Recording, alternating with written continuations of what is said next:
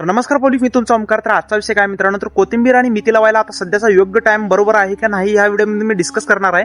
आणि त्यासोबतच रेट वाढतोय का हे पण सांगणार आहे आणि कमी वेळात जास्त पैसे कसं कमायचे ते पण सांगणार आहे मित्रांनो. तर मित्रांनो, आता तुम्हाला काय करायचं आहे, सध्याला आता कोथिंबीर लावून घ्यायचं आहे कारण पाऊस काळ कमी आहे आता. आणि जर तुमच्याकडे पाणी असलं तर तुम्ही लावून घेऊ शकता. तुम्ही ऊसात पण लावू शकता. जर ऊस लावणार आहे त्यासोबत तर ऊसात लागणीत तुम्ही लावू शकता. लागणीत लावला तर लागणीला बेवड पण होणार आहे. आणि कोथिंबीर आणि मेथी दोन्ही पण कॉम्बिनेशन लावू शकता. निम्मत हे निम्मत हे असं लावू शकता. कारण दोन्हीचं पण रेट वाढायची शक्यता आहे.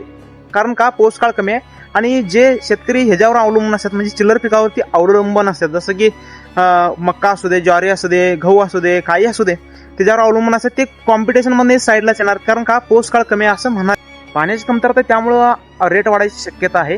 कारण का, तर पाणी नाही आणि त्यासोबतच कमी म्हणजे कॉम्पिटिशन ही कमी असणार आहे. आणि त्यासोबतच डिमांड हाय असणार आहे. कारण डिमांड म्हणजे मार्केटमध्ये कोणतं बी कमी असते ना, तिची डिमांड जास्त असते.